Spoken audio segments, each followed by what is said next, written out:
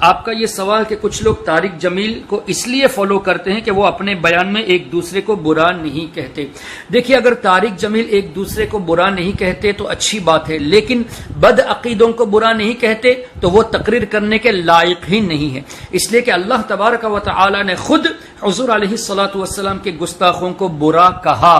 جنہوں نے حضور علیہ الصلوۃ والسلام کو مجنون کہا، جس نے مجنون کہا اس کے بارے میں اللہ تعالیٰ نے قرآن کریم کی سورہ قلم میں اس کی برائیاں بیان فرمائی ہے، اور یہ بھی فرمایا کہ وہ حلال کی اولاد میں سے نہیں ہے. پھر اللہ تعالیٰ نے خود ہی ارشاد فرمایا کہ تمہارے باپ، بیٹے، بھائی، رشتہ دار بھی اگر اللہ اور اس کے رسول کے دشمنوں سے دوستی رکھتے ہیں تو ان سے دور رہو. اب ہم طارق جمیل کی سنیں یا اللہ تبارک و تعالی کے حکم کو مانے؟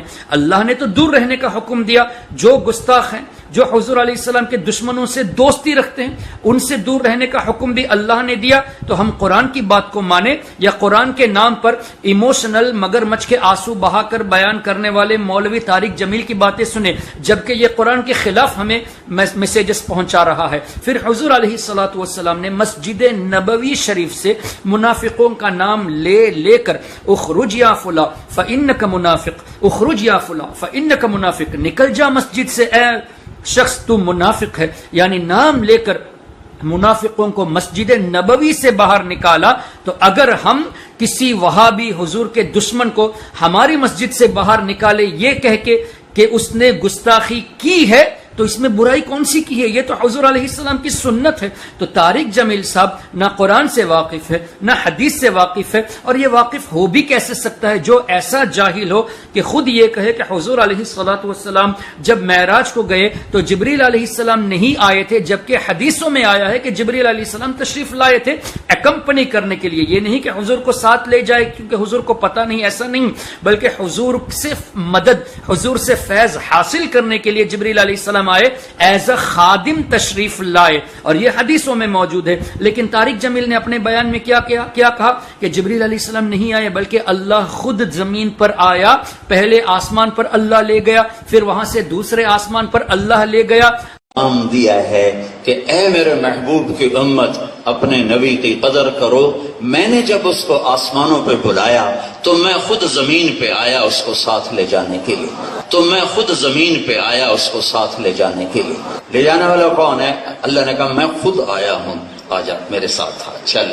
پہلا آسمان ہے، اللہ نے کہا میں خود آیا ہوں، آجا میرے ساتھ آ، چل. پہلا آسمان ہے. ارے بھائی طارق جمیل سے یہ پوچھے تو صحیح کہ اللہ تبارک و تعالی کا دیدار معراج میں ہوا حضور علیہ الصلوۃ والسلام کو، جب اللہ ہی زمین پر آ گیا تو پھر دیدار کس بات کا؟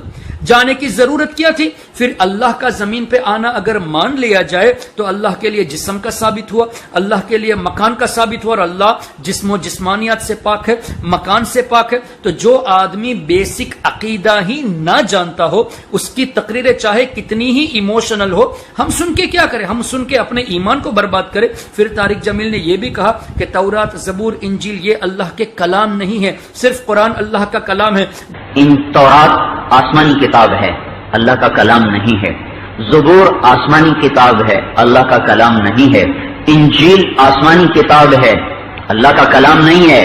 صحیفے 150 چھوٹے پمفلٹ کتابیں، چھوٹی کتابیں، وہ آسمان کی کتابیں ہیں، وہ اللہ کا کلام نہیں ہے. جبکہ تفاسیر میں واضح طور سے موجود ہے کہ قرآن، تورات، زبور، انجیل یہ سب اللہ کے کلام ہے، صحیفے بھی اللہ کے کلام ہے. اب بزرگان دین یہ فرماتے ہیں، یہاں تک کہ ان کے امام یہ چونکہ دیوبندی فالوور ہے تو اشرف علی تھانوی جو دیوبندیوں کا لیڈر ہے، اشرف علی تھانوی نے خود اپنی تفسیر میں تورات کے بارے میں اللہ کا کلام لکھا ہے. تو یہ نہ اپنے بزرگوں کی مانتے ہیں نہ ہمارے بزرگوں کی سنتے ہیں، بلکہ اپنی طرف سے یہ اس طرح کی نئی باتیں پیش کر کے امت کو یونٹی کے نام پر گمراہ کرتے ہیں. اب جن لوگوں نے اس کی ایموشنل تقریریں سن کر جنہوں نے یہ عقیدہ رکھ دیا ہو کہ اللہ واقعی میں زمین پہ اتر آیا، اس کے ایمان کا کیا ہوگا؟ جنہوں نے یہ عقیدہ رکھا کہ نہیں تورات، زبور، انجیل، صحیفے یہ اللہ کے کلام نہیں ہے، اس کے ایمان کا کیا ہوگا؟ جنہوں نے یہ عقیدہ رکھا کہ اللہ کے رسول صلی اللہ تبارک و تعالی علیہ وسلم کے پیارے نواسوں کے تعلق سے جو یہ کہا تھا کہ پاگل تھا حسین جو اپنی گردن کو دے دیا، ان کو پاکستان کے اس شہر والوں سے سیکھنا چاہیے تھا. تو پاگل تھا حسین جو سر نیزے پہ چڑھا دیا. دیوانی تھی آل رسول انہوں نے ویاڑی والوں سے سیکھا ہی نہ. اس طرح کی گستاخیاں، بے ادبی والے الفاظ کو استعمال کیا. اس طرح لوگوں کے ذہنوں میں امام عالی مقام رضی اللہ تعالیٰ عنہ کے تعلق سے غلط ذہن دینا. حضرت ابراہیم علیہ السلام کے تعلق سے یہ کہنا کہ ابراہیم علیہ السلام 80 سال کا بوڑھا جو مرغی ذبح نہ کر سکے. یہ کس کتاب میں لکھا ہے کہ ابراہیم علیہ السلام مرغی ذبح نہ کر سکے اور گئے بکرا ذبح کرنے کو؟ یہ کہاں پہ لکھا ہوا ہے کہ مرغی ذبح نہ کر سکے 80 سال کا بوڑھا؟ اور ابراہیم 90 کراس کر گئے، 90 کا بیریئر کراس کر گئے، جب مرغی کو ذبح کرتے بھی ہاتھ کانپے. 90 برس 92 سال کا بڈھا تو مرغی نہیں ذبح. آسمان کے فرشتے ٹکٹکی باندھ رہے ہیں اور ان کے سانس اٹک رہے ہیں کہ یہ کیا ہو رہا ہے، کیا یہ بوڑھا کر جائے گا، کیا یہ بوڑھا کر جائے گا؟ تو لوگوں کو اس طرح کا ذہن دینا، پھر لوگوں کو یہ ذہن دینا جبکہ قرآن میں موجود ہے رسول کے دشمنوں سے دور رہو، حدیث میں موجود ہے دور رہو، اور یہ کہتا ہے کہ نہیں سب مل کے رہو. تو جو قرآن اور حدیث کے خلاف تعلیم دے کے لوگوں کے ایمان کو اس طرف لے کے جاتا ہے، جو خود بھی لوگ اس کی ایموشنل باتیں سن کے قرآن کے ان حکم کے خلاف جائے، حدیث کے ان حکم کے خلاف جائے، پھر اوپر سے لوگوں کو کہے دیکھو ہمیں جو ہے کسی کی برائی نہیں کرنی چاہیے اس لیے کہ مولانا طارق جمیل نے یہ بتایا اور قرآن اور حدیث کی روشنی میں بتایا، جبکہ قرآن کے بھی خلاف بتایا، حدیث کے بھی خلاف بتایا. اس لیے محترم حضرات، کسی بھی شخص کی تقریر سننے سے پہلے اس کا بیک گراؤنڈ دیکھ لیا جائے.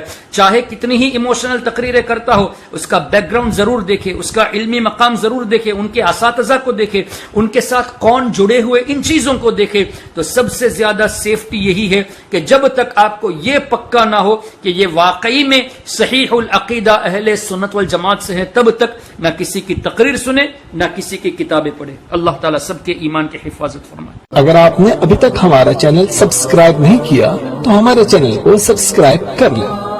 نجدیوں کی دھمکیوں سے ڈرے جو